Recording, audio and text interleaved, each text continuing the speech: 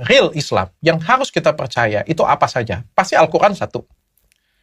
Ada yang namanya hadis lagi, ada yang namanya sunnah lagi, ada yang namanya apa lagi ya?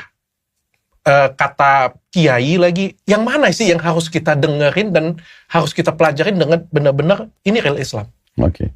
Al-Quran kita sepakat dulu ya. Kitabullah dan kalamullah. Dia kitabnya Allah dan perkataan Allah murni. Al-Quran bukan makhluk. Gitu. Dia rujukan semua umat Islam seluruh dunia. Terdiri dari 114 surah. Semuanya otentik. Dari awal turun sampai menjelang hari kiamat akan sama. Makanya umat Islam yang hafal Quran di benua manapun, di Eropa, di Amerika, di Asia, di Afrika, sama. Oke. Akan sama urutan surah pertama Al-Fatihah, yang kedua Al-Baqarah, yang ketiga Al-Imran, yang keempat An-Nisa, yang kelima Al-Ma'idah, Al-An'am, dan seterusnya sampai surah nomor 114 An-Nas. 6.000 sekian ayat. Itu rujukan utama. Yang kedua adalah sunnah Nabi. Sunnah Nabi SAW ini sebenarnya dia terdiri dari perkataan Nabi, disilakan dengan qauliyah, perkataan Nabi. Kemudian bisa juga ada perbuatan Nabi, dikenal dengan istilah fi'liyah. Contoh perkataan Nabi, Nabi bilang kerjakanlah ini, lakukanlah ini misalnya. Atau jangan lakukan ini, gitu kan? Tinggalkanlah itu misalnya. Atau Nabi perbuatan. Contoh Nabi praktekin sendiri sholat, praktekin sendiri berperang, jihad, membela agama, praktekin sendiri haji. Dan beliau mengatakan, Sallu kama ra'aitumuni usolli. Salat sebagaimana kalian lihat persis saya lakukan salat itu. Sampai Nabi pernah naik di atas mimbar untuk mempraktekin salat biar kelihatan. Oke. Haji juga begitu. Khudu anni manasikakum. Ambil manasik haji itu dari aku.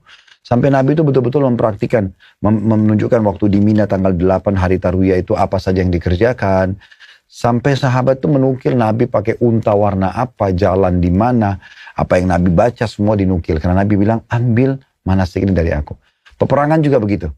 Apa yang Nabi SAW contohkan, seperti misalnya mengatur strategi perang, kemudian mengumpulkan harta sebelum membentuk pasukan, kemudian beliau kasih syarat para pasukannya nggak boleh membunuh wanita, anak-anak, nggak boleh merusak fasilitas umum, nggak boleh membunuh orang yang menyerah, tidak boleh memulai penyerangan kecuali sudah tawarkan Islam terlebih dahulu.